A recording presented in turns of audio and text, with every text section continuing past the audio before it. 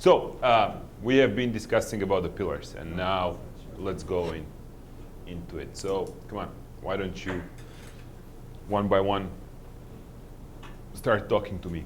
What did you come up with, and why did you find those pillars were significant? Yeah. I used a couple of the ones that were in the slides just because I found them pertaining to the U.S. pretty well. It says bureaucracy, I just wanted the court system, the judicial system.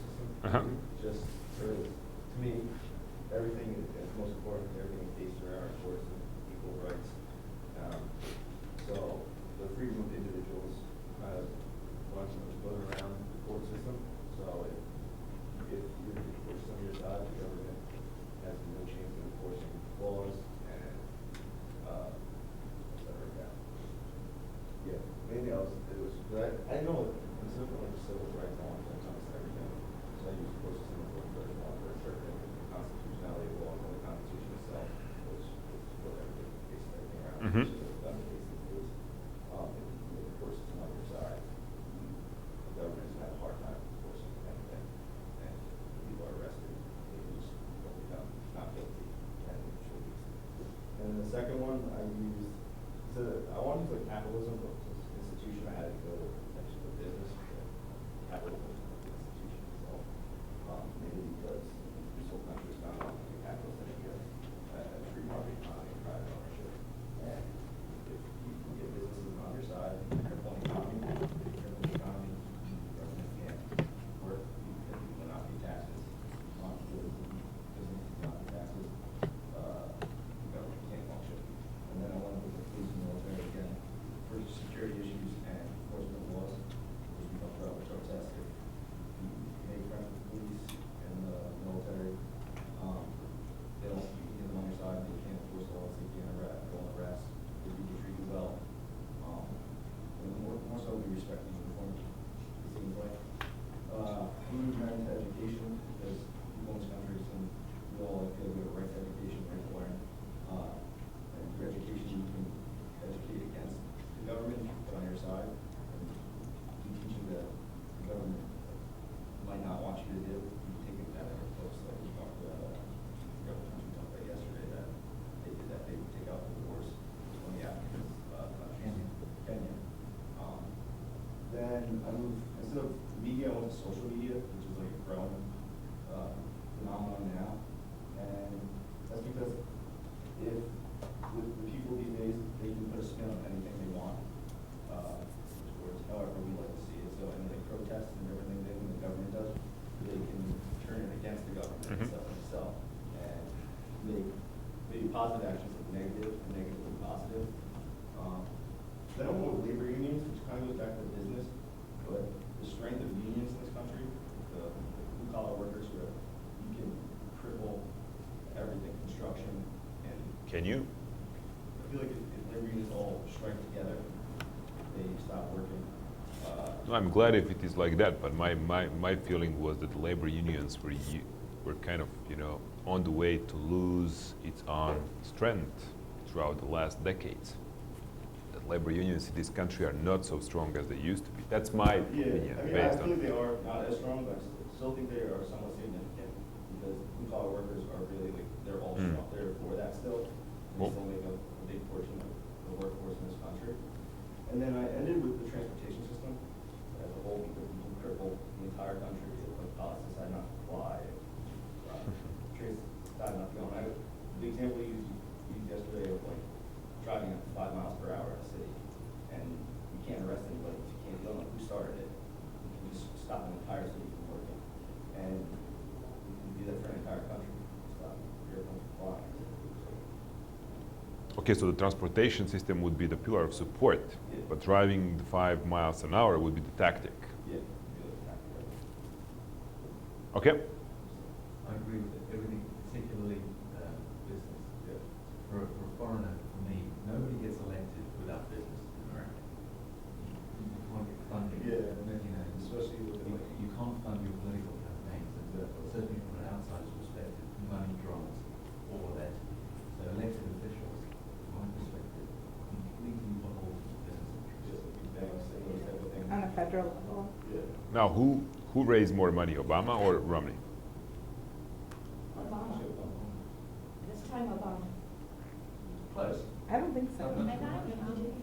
No, In like the last phase. they Last were time? giving Yes. big- This time, Romney raised more money. All the emails. Like the last time around, I think. In the end, yes.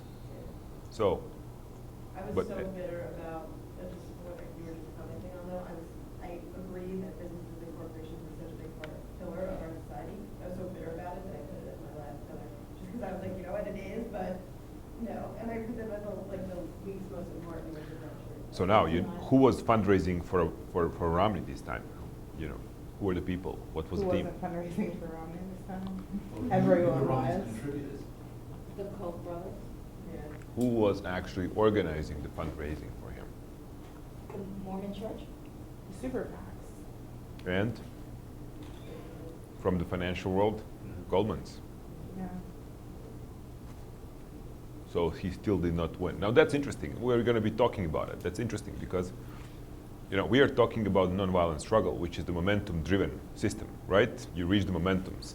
Like once you have the movements, you have the peaks of people engagement, and then they kind of lose the energy and they go down. So it's kind of sinusoid, you know, a behavior. And I'm going to tell you, the Obama and his team actually masterminded on how to make the movement-driven campaigns. That's new to the political, from Kennedy's time, that's new to the political, you know, electoral processes in US. Anyway, so good. So who's next? You. So I really broke down, focusing on the US, I broke down basically our government structure into different parts, and then I made those our pillars. So I made people as the most important pillars because we are the source, I mean, especially in democracy, and especially supposedly in our country, we're supposed to be the source of everything, consent to the Constitution, and all that. So then I made the Constitution the second most important pillar, which lays out all the framework. And then I broke it down further, I broke it down into our justice system, I broke it down into the fact that we then give power to state and local governments, so we're not just working against, you know, the pillars of the federal government, then there's also these local governments which are a little bit closer to the people. I also had a pillar just for the fact that we have a House of Representatives and a Senate that we elect and help to support the overall government. I have our education system, like our military, and whatever else works for national security. I had infrastructure, and the building of it, because I think our roads, our bridges, our tunnels, I think they're pretty vital in supporting everything that happens. I have the media, and then I have our corporations. Major.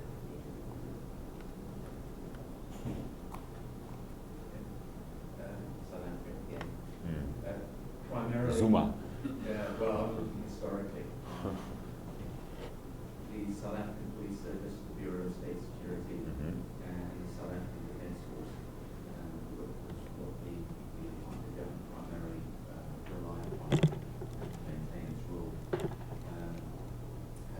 Secondly, the departments, the bureaucracy, the Department of what they call Bantu Administration and Development. It's quite interesting. You see how they changed the name, moving towards 1994, but they called it, it's a strange name, Department of Plural Relations and Development. And then they called it the Department of Cooperation and Development. So from a very colonialistic name, they tried to sort of change the name, hoping that no one, everyone would soften their stance towards it. The judiciary, traditionally in South Africa, the judiciary has been quite independent, and of course, part of it being a series of laws. No one is prepared to enforce those laws; they become meaningless. South African Broadcasting Corporation and the independent media. I remember well growing up in the country, every news bulletin would, how many terrorists have killed, how many terrorists have killed. You can start to change the narrative there, particularly with the independent media. Makes a huge difference. Organised religion. Afrikaans South Africans are those that traditionally support the are very religious people, Calvinist Christians. And they all belong to one church called the NYU. Wow. And traditional schools. That's in Boer language, huh? Yeah, traditionally big supporters of apartheid and apartheid doctrine. That's one pillar. If you can start to eat away at that, it fundamentally disables the moral imperative for apartheid. Leading companies in key industrial and agricultural sectors, trade unions, international companies like Anglo-American in the mining sector, Danell in the military development sector, Tiger Brands in the Premier Group in food, and Eskom in electricity. All major companies supporting state infrastructure. Some of those companies are state-owned, so they're much harder to attack than some of the private deals. And finally, the US State Department often supported or were complicit in supporting the apartheid regime under the banner of combating communism. Big fallacy. Was State Department? Yeah, State Department. Very reluctant to criticize the South African regime because they were so anti-communist in their rhetoric. They held themselves out as the big bastion in Africa against communism. For a long time, the US government were reluctant to impose too heavy sanctions on South Africa, lest the South African government's word, well, if we go down, communism will spread throughout Africa, starting in South Africa. Have you guys traveled to South Africa? Have you been to South Africa? Any of you? You've been. You've been to Bosnia. You know what Cevapi looks like. Of course. You've been to. So where did you go? I was in Johannesburg for Okay. 7 days and Cape Town for 2 weeks. So which one did you like more? I love Cape Town. Cape Town is like my ideal city. You know, welcome to Durban, You went to Durban? the city of opportunities. You know, that's sorry. Very hard to do in South Africa. The actors get it right. No, I mean the basically you can even get the Hindu accent, or you can Hindi, sorry, Hindi, or you can get a lot of Irish people over there, right? And then the Boers. So, but you know that I've been to South Africa a lot, and that's kind of fascinating place from the point of what we talk about, because the things are kind of reversed from where it used to be. Now I think mostly whites would actually call us to help them actually out-organize themselves and protect their rights in terms of the violence, in terms of what's going on. What's the name of the street in Johannesburg that you can go into restaurants downtown, where the white people mostly go? At Market Street. Yes. It's in Braamfontein. Yeah, that's right. And then on two of the edges you have two gas stations where you don't go any further from because it's dangerous. Yeah, I mean, there's that tower in Johannesburg, Ponty, looks like a donut. Right? It was totally taken over by Nigerian drug dealers. Mm. So they used to throw people into the donut, those donut rug people. But What? Yeah. what I wanted to say, just, you know, one of the thoughts that I had about South Africa, I mean, it's amazing that Sergey and I, we had a training with a bunch of Zimbabweans. You know, we had Zimbabwean groups that we worked with in Pretoria. And they put us in some sort of lodge. And the lodge was fenced by about, I don't know, 4 meters tall walls with the barbed wire on the top, plus electrified. Plus, you know, they had like those broken, you know, bottles and then piece of the glass, you know, on the top of that. It really looked like we've been defending ourselves, you know, against the you know, from the attack of the orcs or something like that. So, but interesting thing is that, you know, we walked all the time. Like we just walked on foot without anybody. Sometimes the guy would go with us from the hotel with a machine gun, you know, just come on guys, I need to be with you, it's dangerous. But nothing really happened, thank God. So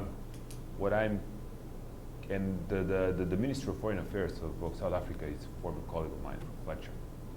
And you know, the issue is, as you just said one thing,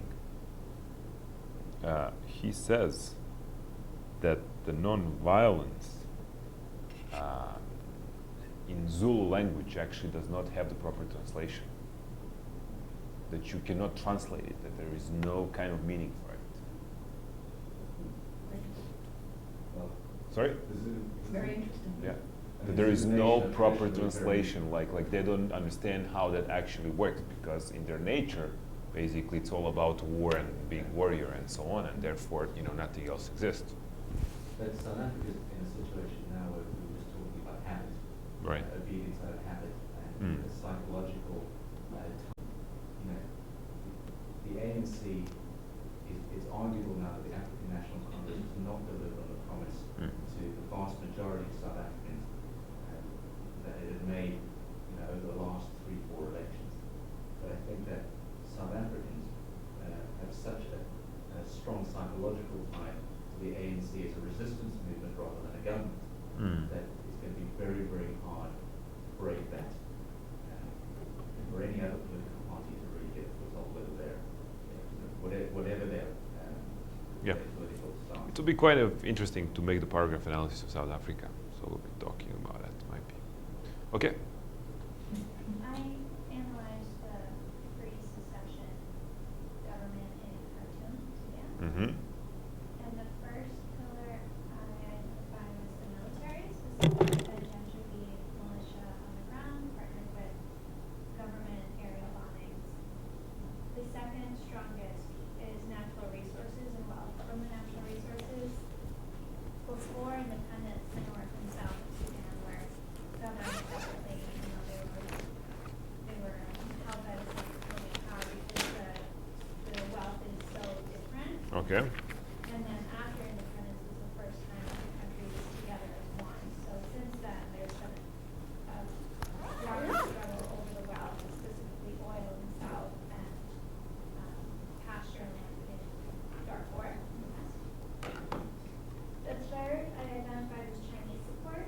Chinese support. That's a big lately, right? Yeah. Yeah. They Could you explain us why Chinese support? I mean, for the rest of the class. Sure. The Chinese blocked numerous Security Council referrals of the Darfur situation, and with that, because Sudan is not a member of the International Criminal Court, the only way for the United Nations to take action is through a Security Council referral, and China kept vetoing this.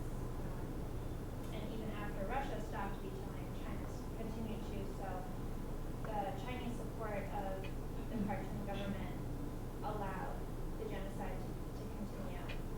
And specifically, there have been 2 warrants for al-Bashir, and China continued to block these warrants. Additionally, China, the weapons in the Darfur genocide have all been traded with, I use that, with China for weapons for oil, essentially. PetroChina is the primary investor in the oil company. Mm-hmm. Incidentally, Fidelity used to be one of the prominent investors in PetroChina. So if you guys ever saw years ago protests outside of Fidelity linking them to the genocide in Darfur, it was in China. So that's the One interesting thing about China, just to stop you, what's the major pillar of support if we guys talk about China? What do we believe it is? Economy. That's one of the toughest pillars these guys have, because they have built successful financial model, right? And that's basically the Sudan, because now you can see that they're trying to do something similarly to export that kind of model. Because what happens once you have the economy as a pillar of support, it's very difficult if it's faceless, if you don't know, if you can't get to the personal loyalties of those individuals who are making that pillar. And in China, somebody else said the Communist Party, it's a party, and you have no individuals. It's very difficult to identify who's really the one that rules, right? And that's kind of something, if we would just brainstorm about what is the future of the democracy, the future of the change, of the nonviolent struggle, the issue, it becomes very difficult and complicated once you have the opponent which has successful financial model behind. So, anyway, sorry for interrupting. That's okay. So the Chinese was the third most significant pillar. The next was bureaucracy. Sudan, and specifically Khartoum, is one of the most bureaucratic countries in the world. To exit Khartoum, someone, especially from a Western state, has to go through up to 5 different offices to leave the city and get approval from the paperwork. And the bureaucracy is so strong that the president was essentially successful in expelling all NGOs for a time from Darfur. The next is organized religion, and I added race to that. The north is composed primarily of Muslim Arabs, and Darfur in the south, in New South Sudan, is primarily African and Christian. The next is media. Most of the media outlets are owned and controlled by the government, and most Sudanese are illiterate. So it's kind of a partnership of government control and illiteracy that renders the media kind of further down the list. The next is the judiciary. It's extremely corrupt. There are random dismissals of judges from the local level up to the federal level, to the point where the judicial system is so dysfunctional that most of the decisions are made on the community level, no matter what the crime, and they're decisions made by people who are not judges. And also the judiciary is, I put it as 7 because of the disregard for al-Bashir's 2 warrants, the first for crimes against humanity and the second for genocide. And next is the business community. It's the second to last because there's so much corruption and lack of opportunity that it really limits the role of the business community in Sudan in general and in Khartoum. And then the last is the education system. Although education is free and compulsory, there's extremely low literacy rates, extremely low attendance rates, very high dropout rates, and the attendance is decreasing each generation.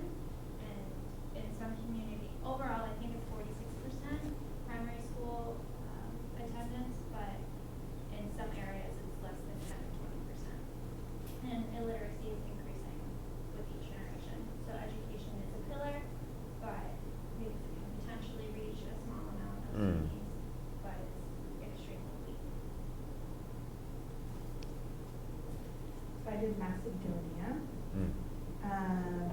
So number 1 is bureaucracy, including the constitutional court. I focus on in Macedonia, so it's kind of all like focused toward that, including the broadcasting council. So many people are employed through civil service, so it, including marginalized groups, which has been a tactic of maintaining kind of like strong buy-in. And since everything is so politicized within like political parties and within even after the transition from former Yugoslavia, the bureaucracy is by far like the #1 issue. Then media, which mostly is, they have portions still government owned, as well as some that are corporate owned and independent. However, it's incredibly limited within the last 5 years. And then the international community, including the European Commission, the EU, USAID, but having millions and millions of dollars in Macedonia right now, and then also kind of leverage because they also want to join the EU. Religion, including Orthodox, Catholic, Muslim, and atheists, strong loyalties in that area, although a little bit less important. Police and military that, although are not very strong, still have an influence. And then business people, which is a very high concentration of wealth, still have in like the post-privatization period, still very strong. And then the NGO sector.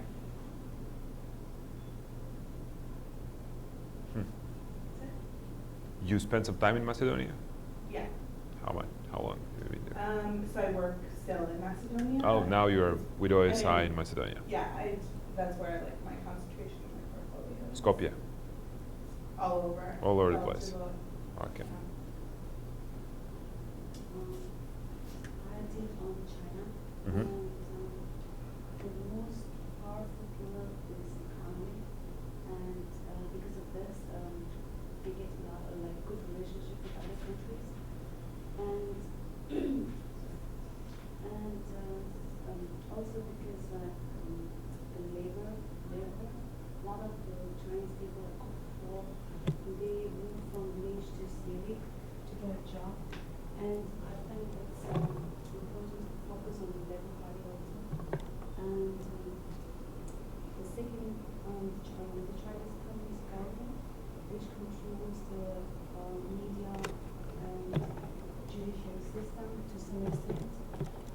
also religious organization, even though they say like it's free, like there are a lot of freedom in it, but then when you look at their past activities and stuff, I think it's very much controlled by the Chinese government also, and I think the third is I think it's elderly people. There's so many elderly people, and especially the political leaders, they influence a lot to the political system now in China.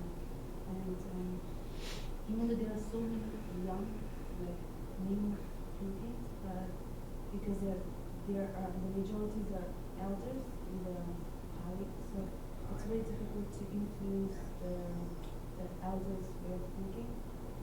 So and also government controls the military and police. So Okay. Good. So, Fox. India. I did India. The first thing I put is bureaucracy because of the corruption. India is extremely, extremely corrupt. The second thing I listed was organized religion. It's overwhelmingly Hindu country, and the poorer the country, the more religious it is. I mean, you can't see any space in India if there's even a little land left that no one's using. They erect a statue of Ganesh, and there'll be 50 people around it praying. It's very, very religious. The third thing I put is the economy and international, multinationals, just because it's doing so well economically. That matters. The fourth thing I put is domestic help.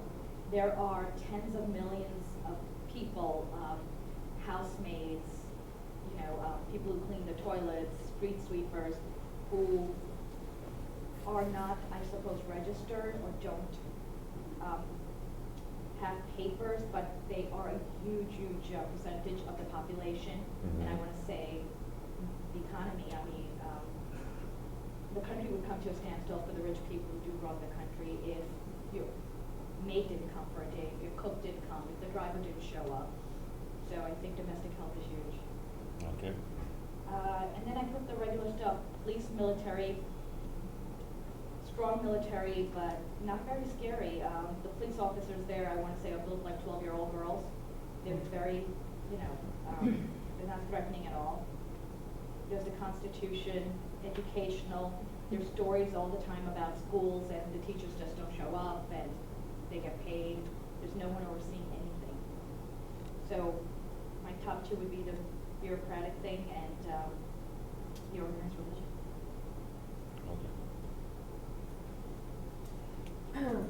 So for my country, I chose Turkmenistan. For the first pillar, it's education. Primary, secondary, or university. Primary, I guess kindergarten, it's when you promote your ideology, your cult as in leaders. And then secondary education, limited curriculum. University education is that you can't travel abroad if you study at a state university, or the foreign diplomas are not accepted. Or also with education, it's half of the school year students are sent to Cotton. Second, I chose Students are sent to? Cotton. The country has a lot of cotton. So Oh, okay. instead of employing people, they send students. Second was media, state-run. There's 2 cell companies. Social networking websites are blocked. Those are being listened to. State-run media. For third, I chose government, political party. It's a one-party state. And then for the fourth, it's natural resources, land, water, gas. People have free gas, free water, free electricity, and that way government basically tries to decrease the pressure, so there won't be much of the demand for changes. Yes. 5 was neutrality status as a foreign policy priority. Because of the neutrality status, they limit the foreign interactions with others. basically isolating the country. 6 is the census, the population census. It's supposed to be 4 million, but I guess a lot of people are not there, but they're still counting.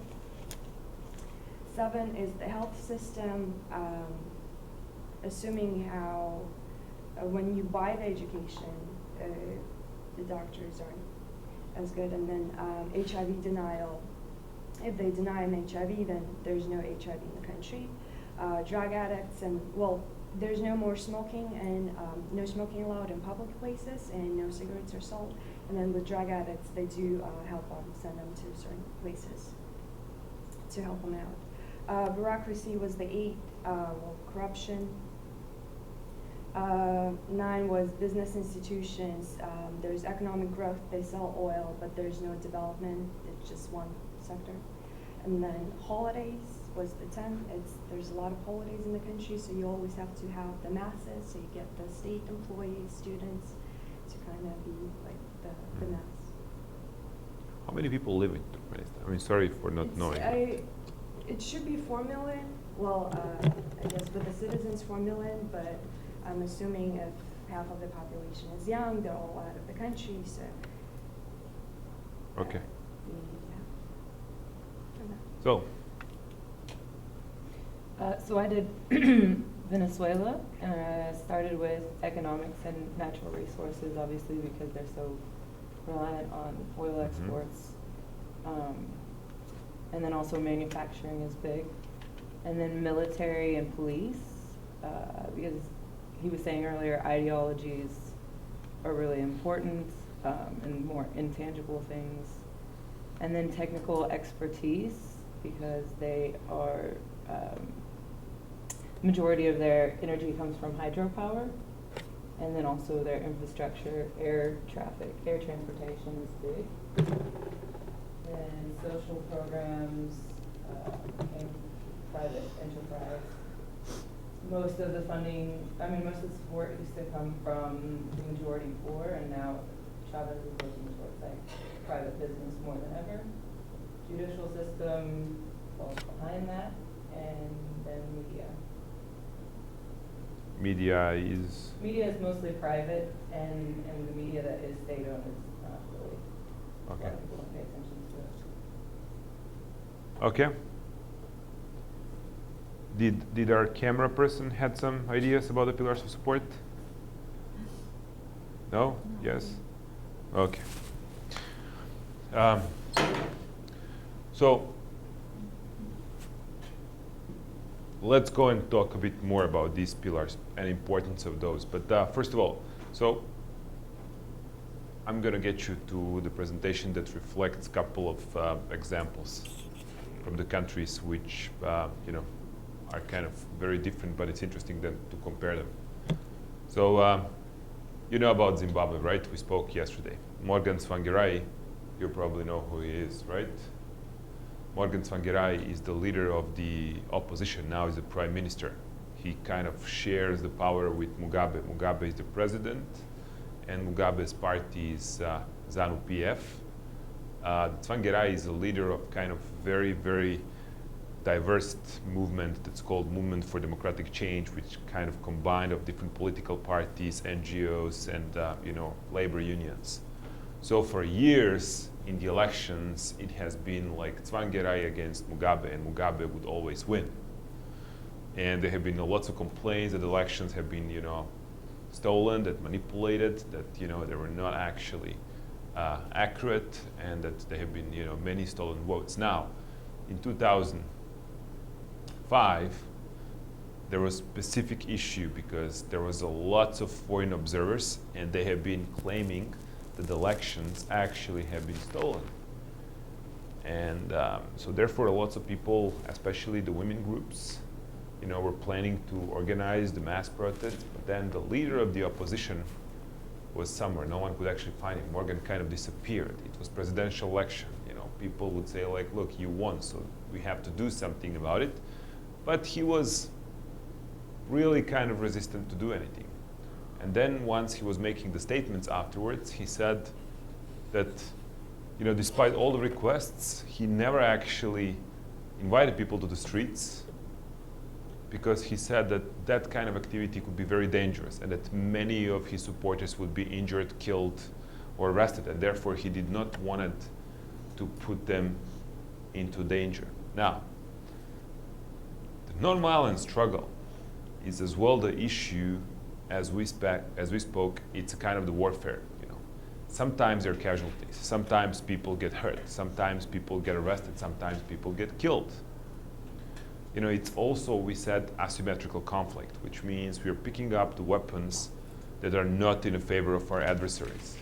Meaning we play with the numbers, with the ideas, with the tactics, humor.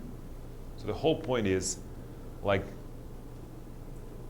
just wanted to point that very often the leaders of the movement are not those who are the best strategists. And my intention over here is to teach you guys strategies of those. So just to speak about, for example, Nelson Mandela. So Nelson Mandela is a symbol, right? He's a big leader, big guy. But Mikuseli Jack, Kusta Jack, was the one who set up the Port Elizabeth boycott. He's the one who set up the strategy. So the guy who's, not as a great international symbol of the change is basically someone who really found a way, to pick up the tactics which put a pressure on Botta's government to start negotiating. Now, let me ask you another issue, civil rights movement. Martin Luther King, right? We all know. I just watched a couple of movies on History Channel on Monday about him. But you guys, you heard about Reverend Lawson, right? Did you? Who do you think actually organized the blacks to go and sit in restaurants, to occupy the places? Nashville bus boycott. We'll be watching the movie. There is a guy who's still alive, he teaches at different universities. His name is Reverend Lawson. He's the one basically who studied Gandhi's tools. He spent a lot of time in India, and he came back and he basically started training young activists in his church. And he has been training them on what to do. How to deal if they get punched, if they get, hit by the police. He trained them on how to occupy physically different spaces, and he set up the tactics that have been actually used in Nashville in the South throughout the civil rights movement. Was he the guy who was with the Occupy, who went to the Occupy site and they didn't let him speak? That's right. He is the guy. He is the guy. Yeah. They wouldn't let him speak. So the Reverend Lawson is the person who was the strategist in behind. And often every movement you'll find out that you have a great symbol, great leader, but then there is somebody else who's really strategic mind in behind. And I have to tell you, here we are just having an issue of, this guy really said, I'm not gonna be defending what was obvious by all who actually supervised elections, his victory. So he decided not to. You agree with that or you disagree? Well, I'll leave it to you. I'm going to show you my point throughout the No, I just said, it's very, very, that was very, very traumatic moment. I know because I have been nearby, not in Zimbabwe, but around actually. I know that everybody were chasing him. Morgan needs to show up. He needs to lead the people. He needs to say something. We just go that way or we don't go that way. I believe that the worst thing that he has done was actually to disappear. Either way would be better, because this statement came a couple of months after the elections when everything has been settled, where Mugabe reclaimed his position and so on and so on. So basically, it was the waste for the next 4 years. I don't know if later on, basically, what happened, Morgan Tsvangirai's wife got killed. That has been the issue that bothered, many people, and many of the press spoke about it. His wife has been killed in car accident, and there have been speculations, never proven, that has been actually engineered by the government in some sort of form to keep him as well out of the control. Now, some of the people were actually saying that Mugabe had lots of some sort of compromising video footage on Morgan Tsvangirai, and that he has been using those to put a pressure on him. Now, those are different speculations, but I want to focus on how did he make his decision? What was the judgment criteria that he basically had in mind was deciding not to go in the street? That's what I think is important, and that's what we want to actually speak about. Now, in order to answer that question, let me go back to the pillars. So remember, Srdja gets you throughout the loyalty, right? He showed you the loyalty pie that represents the person and the different loyalties.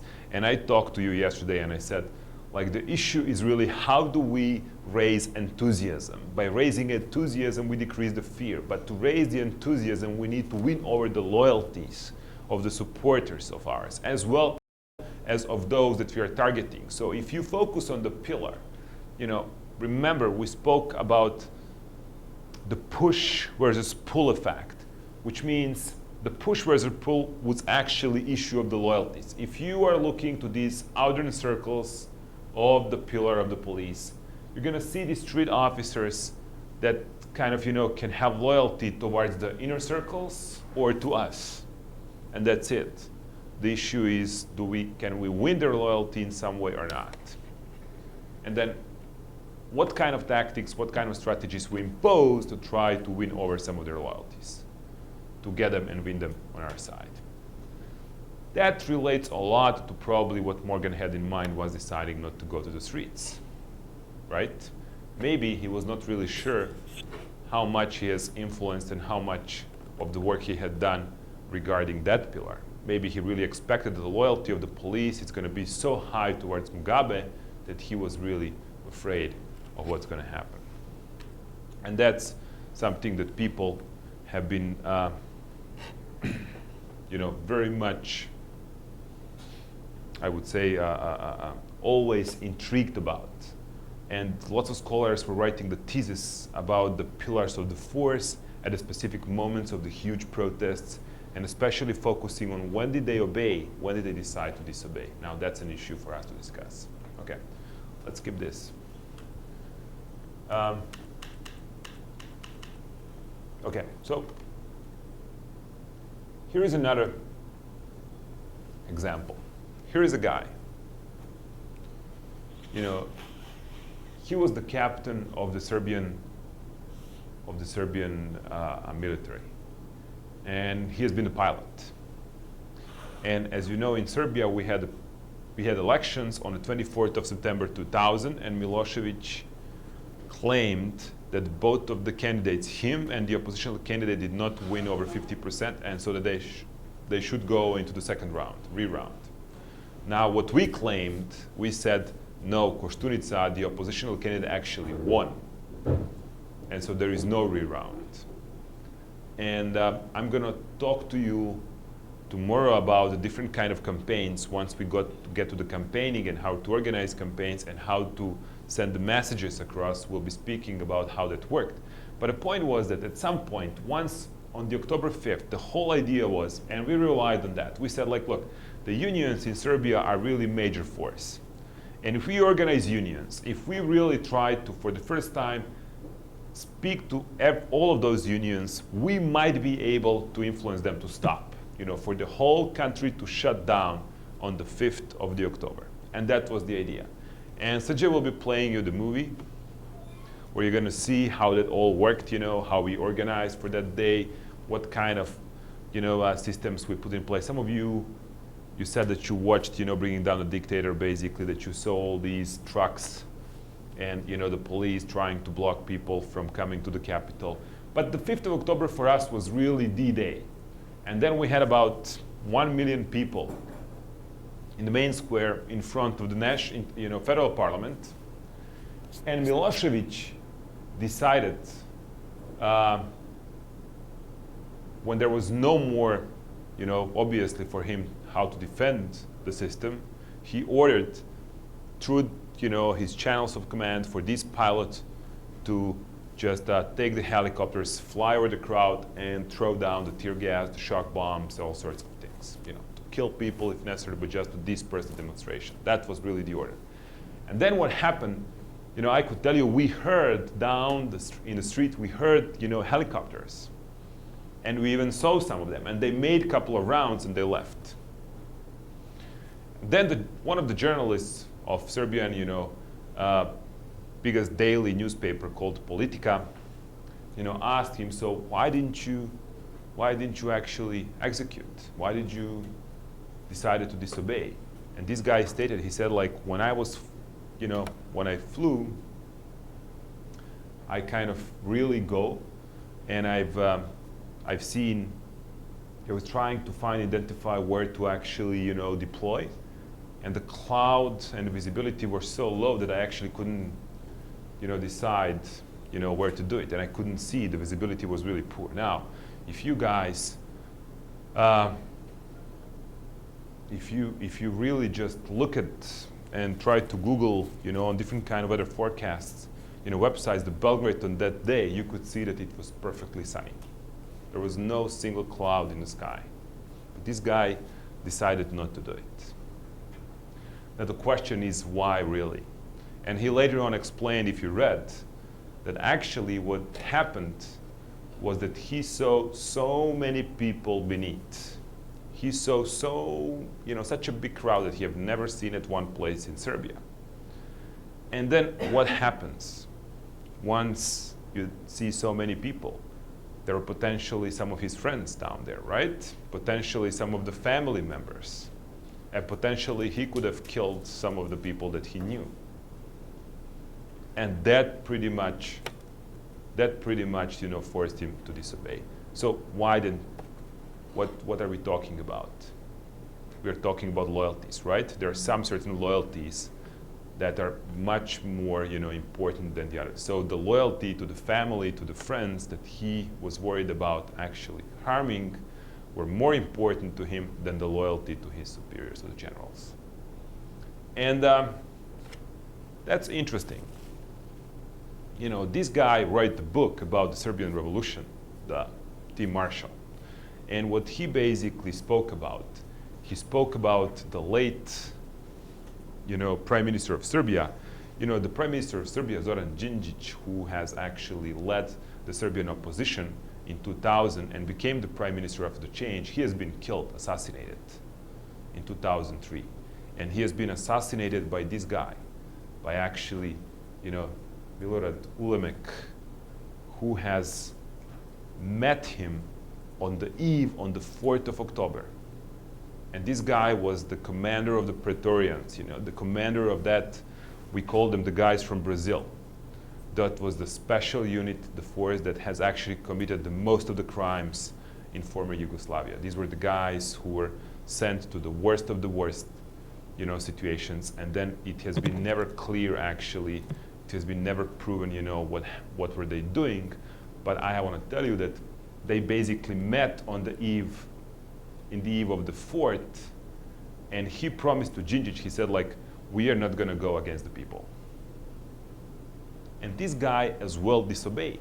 Look, he was one of the closest Milosevic's, soldiers, the guy who was doing everything that he has been ordered to do. Later on proved that they have committed, lots of assassination in the name of the regime. Now he's in a prison serving his lifetime sentence, as well as for the assassination of the prime minister. And he actually killed him 3 years afterwards. When? When the government passed on the new resolution that they are going to send all of those accused of war crimes to the Hague Tribunal for the trial. So the day they were supposed to arrest them, they actually killed them.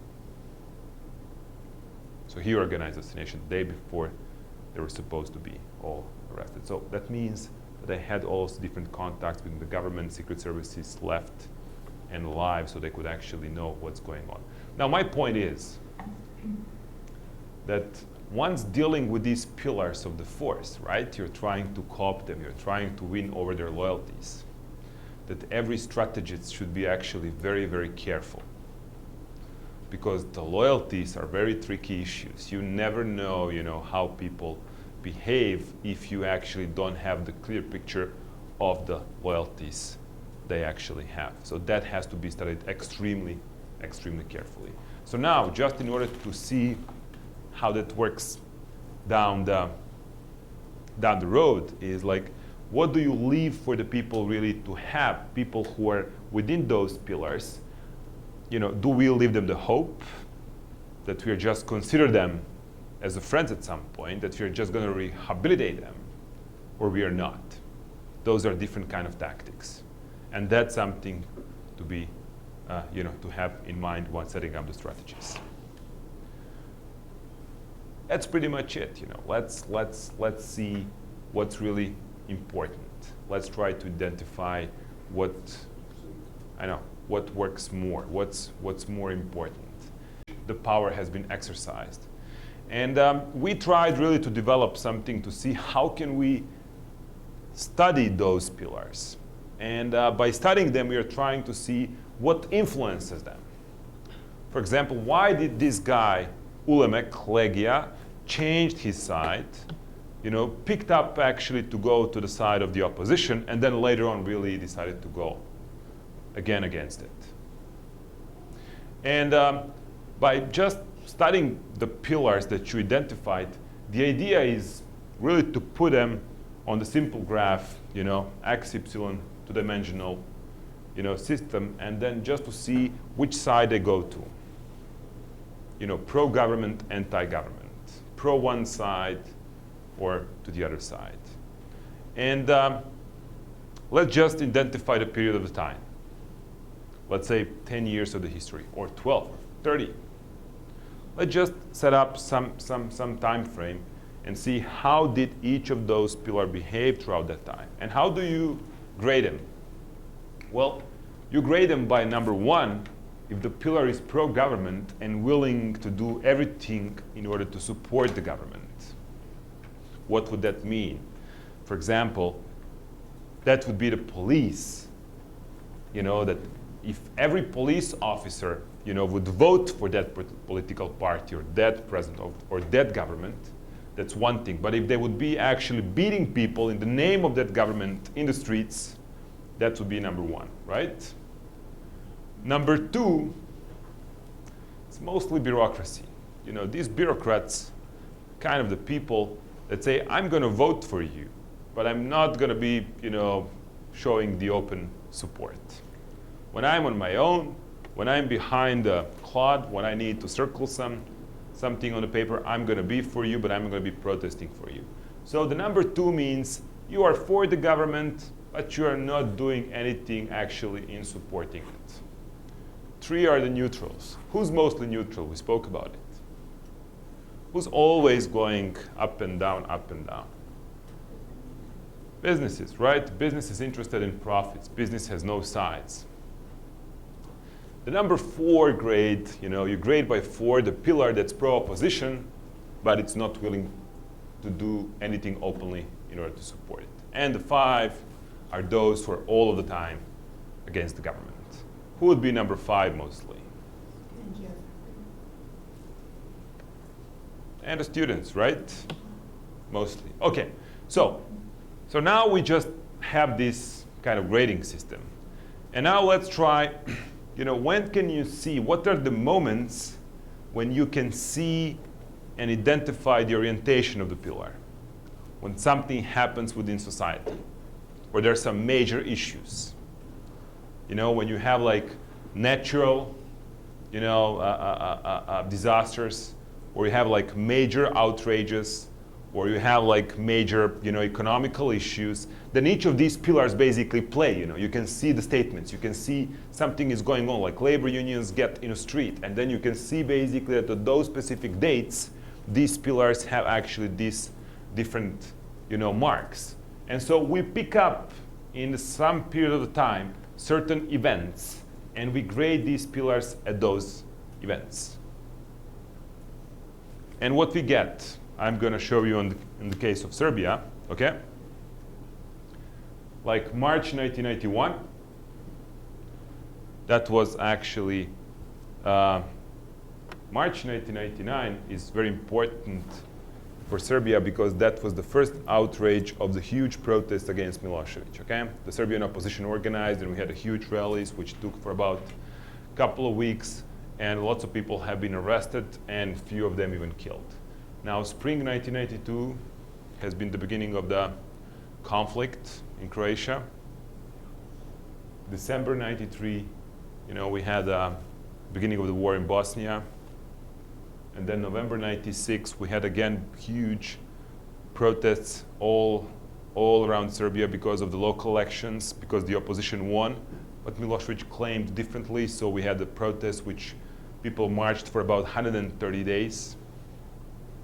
And then the result was like lex specialis, by which international community kind of was moderating negotiations between the opposition and Milosevic, and they kind of agreed on how to settle. Then February 97 again, we had again, federal elections, and we had a huge, protests.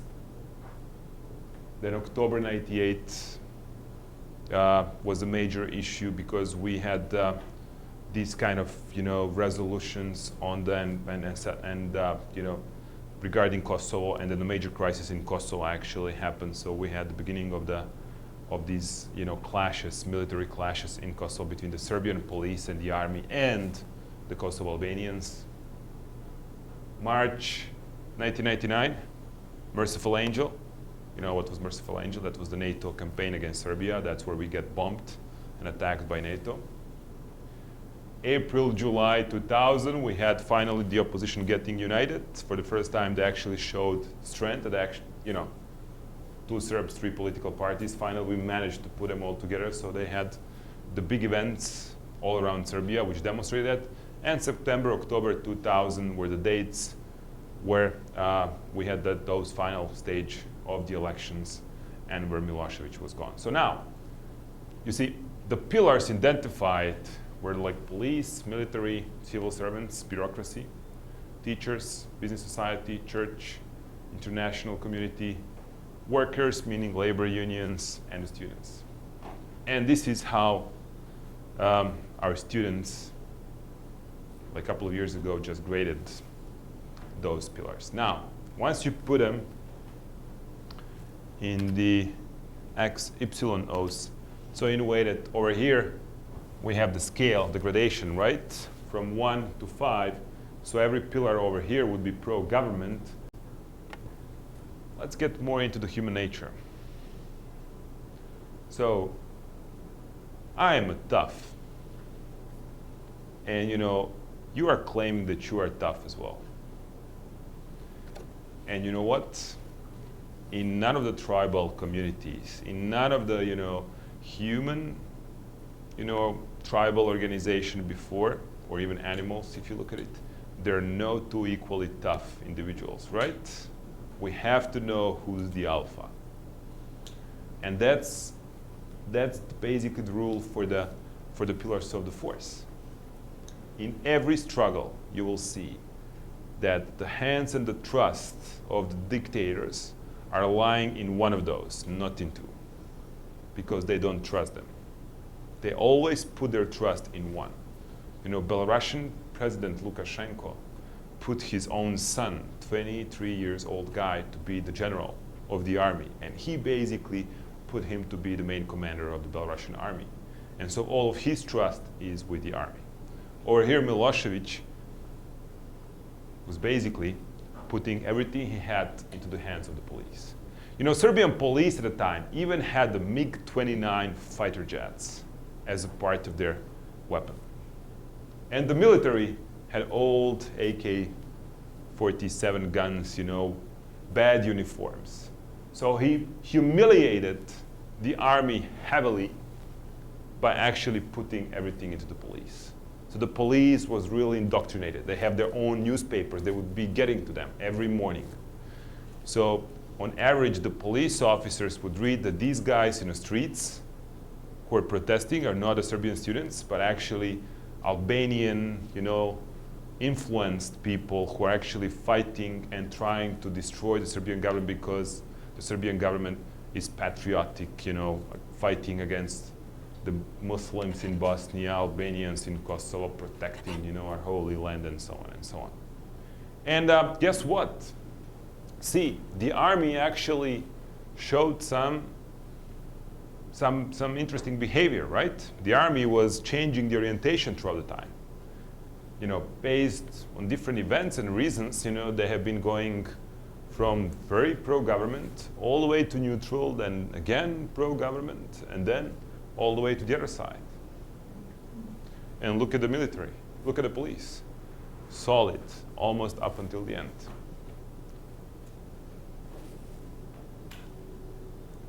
Now, these are the students. Look at the students.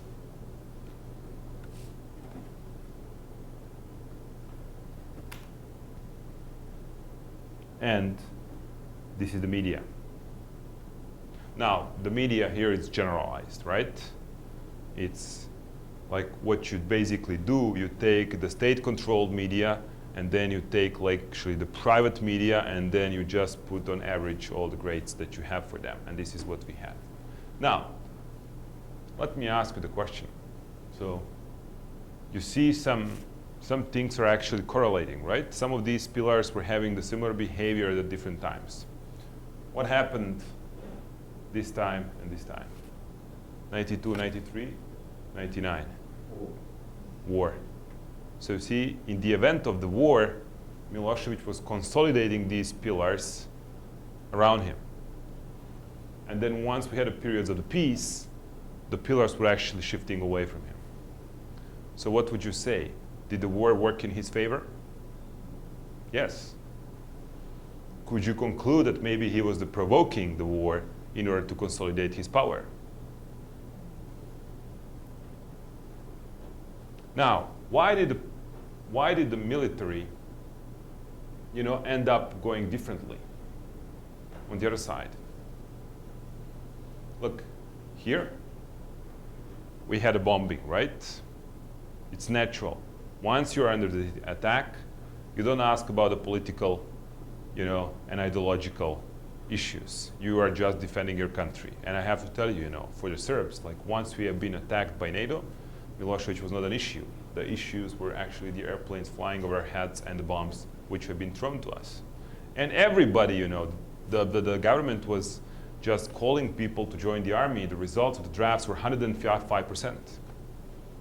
Everybody felt the need to get the arms. Now, after that has been gone, look at the military. The military actually took the fort, which was against Milosevic, but they were actually in their compounds, sitting and waiting. Why that? Because he was defeated. Because these guys went through war, they have been defeated, and he basically just signed a peace treaty which was going in favor of the NATO, right? The NATO came into Kosovo, our army withdrew, and you can see that in that sense the army had very strong attitudes, against him. Now, speaking of the army, where do you want to have them ideally? Which grade you want to have them ideally? Where would you like to have it? If you are, for example, in some sort of struggle. Neutral. Neutral, right. Because if you win them over, on the 5, what that means, that's a coup d'etat, right? If the army goes on that side, that means the army is just going to use everything they have to install you, which is not good neither. Or the civil war. Why did the police play like this? Why do you think? Why were they solid so much?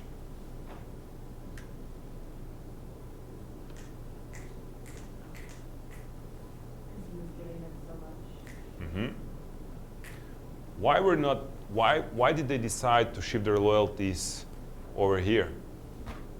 96, 98, remember? Huge protests.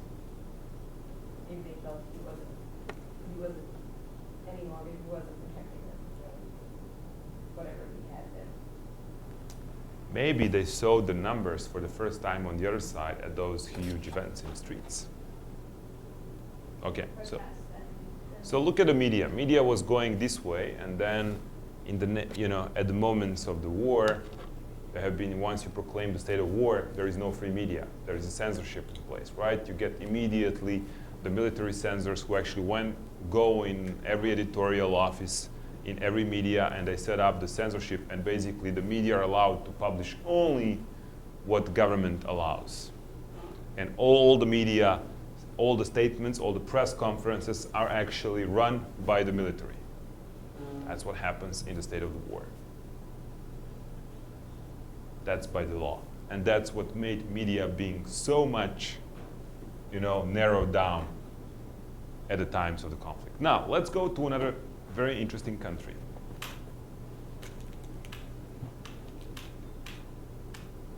Iran. What do you know about Iran?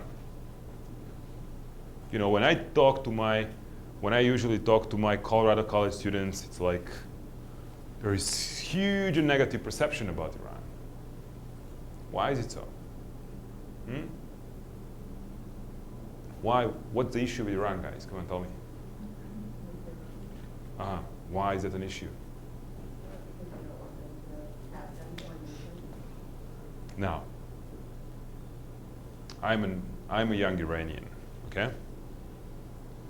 Do you have any idea what my problems are? Can you imagine? Just make a guess.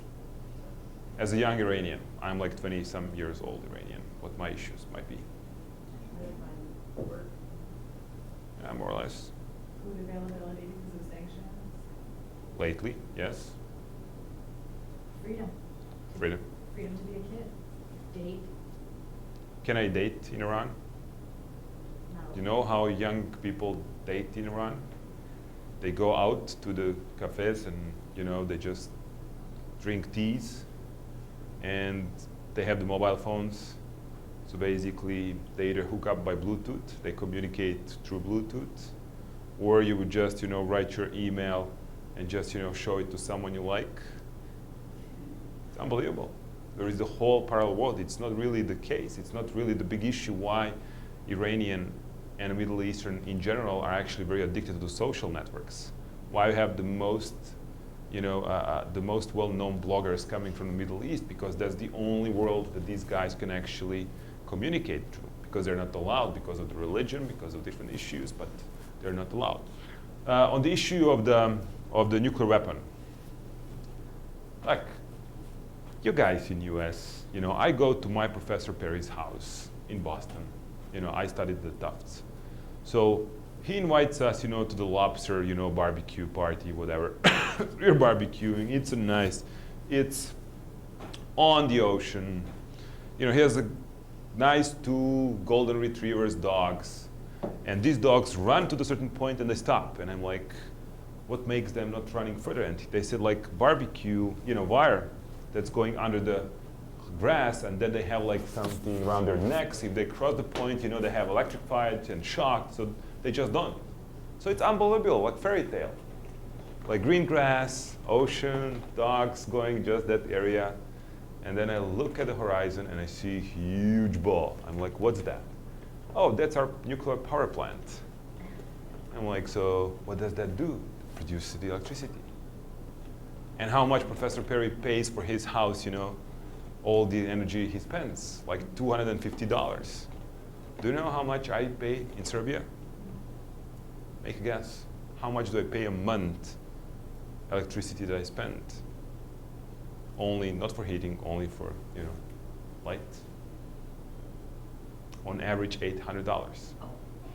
For just your apartment? Yeah, just my apartment. It's a little cheaper in Boston. It's but a not little much. cheaper. And why? Because we don't have nuclear energy. We just don't do it. So why I, as Iranian, am not allowed to have cheap energy as you guys? Why are you, allowed to and I'm not? Answer me the question. The perception is that it's not about electricity generation. So perception, and perception is reality. Not based on fact, but. Perception is reality. That's important. Okay, so, I'm not debating. I'm not saying Ahmadinejad is not building it. I'm just saying that's perception. But that's my discussion when I talk to these guys. And so look, and then I just asked my Iranian students, and this was before the elections, before Iranians had the big outrage. Nana, the girl that has been shot. And so before that happened, we have been meeting these guys, around Dubai and different places, just talking to them, trying to see and understand what's Iran inside. And guess what? You see plenty of these, pillars, and then I just, tried to put it last night. So sorry, it's really kind of messy, but I didn't have much time. So I'm like, what happened here? Why did all pillars shift over here? And you know what happened over here? It was actually the football game. Iranians were playing soccer match against Australians. They won 3-0, and they qualified for the World Cup. And everybody celebrated for 3 days in the streets. Do you guys have any idea how often it happens that in society that has Sharia laws, that women and men are allowed to meet and celebrate for 3 days in the streets, including Basajis, the special troopers, and all of those? That never happens. Now, my question for you, World Cup qualifications happens every 4 years, right? So what if Iran qualifies again? What if Iran, wins another soccer match of such importance? Well, there is a high probability that this might happen again. And if I, as a strategist, would like to plan something, if I'm planning to do something as Iranian, if I'm trying to reach out the masses of the people, I would be waiting for my time, until this happens, because that's the window of opportunity for me. Okay? Now, what does this, model gives you as a result? It gives you the idea and ability, idea of what might happen based on surveys of the pillars that you have actually identified in the past. Because these pillars, people are kind of weird animals, We kind of tend to do what our habits are. We do what we used to do before, and we tend to repeat our behavior. You know that saying, I guess in many countries, they say like, people never change, right? Like, be careful of the wolf bringing you the gifts, or these kind of things. That's what we say in Serbian. Wolf changes the hair, but never actually its attitudes. So people do what they get used to do. And if you just study these pillars carefully, if you just try, to just see what was their behavior before, you might be able to forecast how are they going to behave in the future occasions of the similar events. Now, speaking of the similar events, if I see that at a different kind of, when we had the murder of intellectuals in Tehran, look what happened. And then you had like attempt of kill of Hajarian. This guy actually has been almost killed. And you see the pillars were actually shifting as well away from the government to the opposition. Why don't we just make some remembrance of that day? Why don't next year we organize, people to remember of what happened that day a year ago? Why am I not allowed to repeat, some of the events that are going to go into my favor? And that's the tactics. That's the strategy we speak about. That's about the nonviolent struggle. Trying to identify the events that will cause pillars to go into our way, and trying to repeat those, and trying to identify those actions and activities which can actually get us to the similar situation. Now,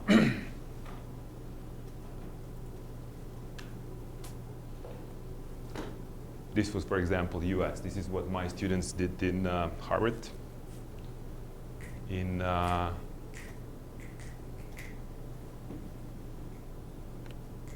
2006.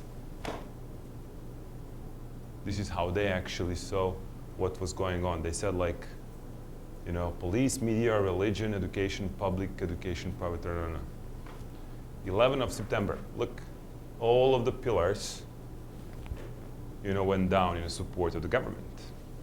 Now, they had all sorts of discussions like, did it work in favor of the government? Yes, it did.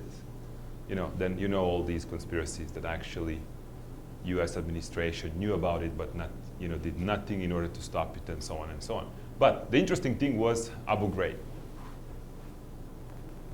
You see, they shifted away when that scandal, became, public. What was the first declaration Obama signed after he was elected? Dismissal of Guantanamo, right? He never did it afterwards, but that was the first thing he ever actually signed. So what am I telling you? Look, there are some people, there are some campaign managers, there are some analysts which are basically studying these pillars as we are. And they're basically doing what's needed in order to win over the pillars for the side of those they work for. Now,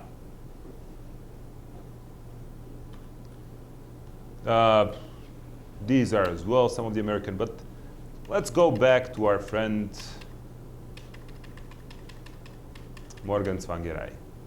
My question for you is, so what was the real question in the head of Morgan Tsvangirai? What was he not sure about when he made these statements?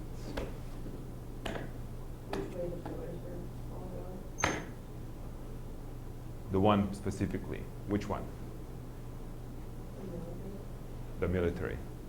So then, if we concluded, when do the military actually disobey? What's the momentum they decided to go a different way? When they saw people on the street. When they see numbers. So what was Morgan Tsvangirai not sure really about? Yeah, the numbers. If he's going to have the numbers out in the streets. That's what basically took him staying at home and not inviting people to defend the victory. What would you then, as a strategist, as somebody who's running your movement, what would you advise to your movement leadership when it gets to the police and the army? When do you want to deal with them? When you have the numbers. Now, what about those tactics of the, of marching and rallying? What about those? When do you do the marches and rallies? When you have the numbers. So what people usually do once they think about the nonviolent struggle, they think about the rallies and the marches. And now what did we learn to do? That's not the right thing to do in the first place. Keep marches and rallies for the time when you will have the numbers. So ideally, in the struggles, nonviolent struggles, the marches are done at the end. Once you know you have the numbers, once you know that the pillars of the force are not going to be going against you because you have so many people with you that they're afraid that they might actually be going against the majority. So in the case of Morgan Tsvangirai, could you argue he did the right thing since he was not sure he could get the numbers on the street? I personally think that he would have the numbers, but I just think that he was not sure of that. And I think so that his attitude of saying, I was afraid that people might be injured and killed is a not honest answer. The most honest answer would be, I was not sure, how many of my supporters are going to get in the street, which means that some of his work has not been done properly, right? Maybe communication, maybe logistics-wise. Maybe he actually never believed what everybody said that he won. Maybe he was not sure of his victory. But if that was actually the case, then he did the right thing by not talking to people on the streets because it wasn't the time. I mean, forget what the actual facts were. Yes. Yeah. But Yeah. if Yeah. that Yeah. was the case, it's better not to. I could agree with that. Yes. But the main point over here from this lecture is, like the pillars of the force, you deal with when you have the numbers. So once you organize your activities, get the hell away from the police. Do not play with it. Don't expose your activists. Don't put them in danger. Just get away from them. Deal with them once you know you're going to have a huge support. Rallies and the marches are not the most important and our, you know, tactics, and you don't organize those until you have something to prove with, you know, the numbers of the people that are going to be with you out. The number 3 is like focus on the pillars of the support. Try to analyze those, try to grade them, and try to, you know, forecast when they're going to be behaving in a similar way, and then organize yourselves for the momentums when you know they're going to be going in your favor. And therefore, from now on, we are going to be thinking in those ways, okay? Just focusing on the pillars. Okay, cool. So now, what we will do is we'll break up into groups. Who did the US?